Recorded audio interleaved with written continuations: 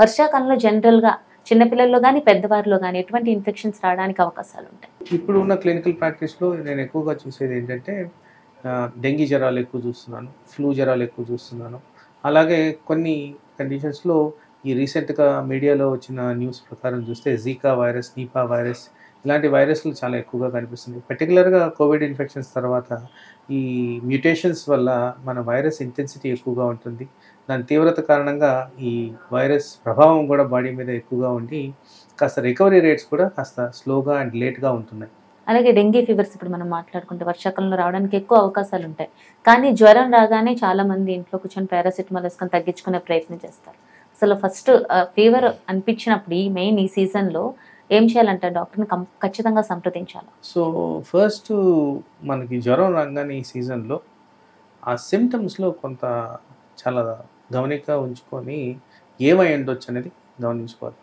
So, for example మనం dengue గురించి మాట్లాడాం కాబట్టి, డెంగీ జ్వరం ఎక్కడ ఎక్కువుంటది? ఎక్కడైతే దోమలు ఎక్కువుంటాయో, దోమకాటు ద్వారానే డెంగీ వస్తది కాబట్టి, ఆ ఫీవర్‌ని సస్పెక్ట్ చేయాలి. ఇది డెంగీ ఫీవర్ అయ్యుండొచ్చని.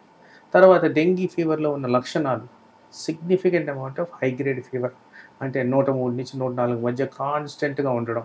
ఎన్ని మందులేసుకున్నా తగ్గకపోవడం, ర్యాష్ రావడం, తలనొప్పి రావడం, విపరీతమైన ఒళ్ళు నొప్పులుండడం, నీరసం ఉండడం, తర్వాత అక్కడక్కడ చర్మం మీద మచ్చలు కనపడడం. ఇలాంటివన్నీ గూడా డెంగీ ఫీవర్ లక్షణాలు. అలాగే డెంగీ ఫీవర్ టైంలో ఫ్లూ జ్వరాలు కూడా ఎక్కువగా ఉంటాయి. మరి ఫ్లూ జ్వరాలు ఎక్కువున్నప్పుడు కొంత గొంతు రాసుకుపోవడం, దగ్గు రావడం, జలుబు రావడం ఇలాంటి లక్షణాలు ఫ్లూ జ్వరాలకి ఎక్కువగా కనిపిస్తాయి.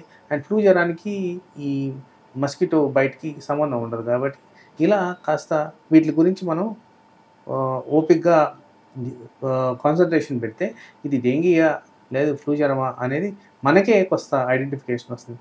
ఒకవేళ ఫ్లూ జ్వరం అయితే సింపుల్ క్రోసిన్, పారాసిటమాల్ లేదు మన సిట్రజిన్ ఇలాంటివి వేసుకొని వెయిట్ చేయొచ్చు. కానీ డెంగీ హై సస్పెషన్ ఉన్నప్పుడు ఎర్లీ డిటెక్షన్ అనేది ఇంపార్టెంట్. డాక్టర్‌ని కలవడం ఇంపార్టెంట్. దాని కారణంగా మనకేమవుద్దంటే హాస్పిటలైజేషన్ రిక్వైర్మెంట్ కానివ్వండి, ప్లేట్లెట్లు ఎక్కువగా పడిపోవడం కానివ్వండి, ఇవన్నీ మనం నివారించుకోవచ్చు.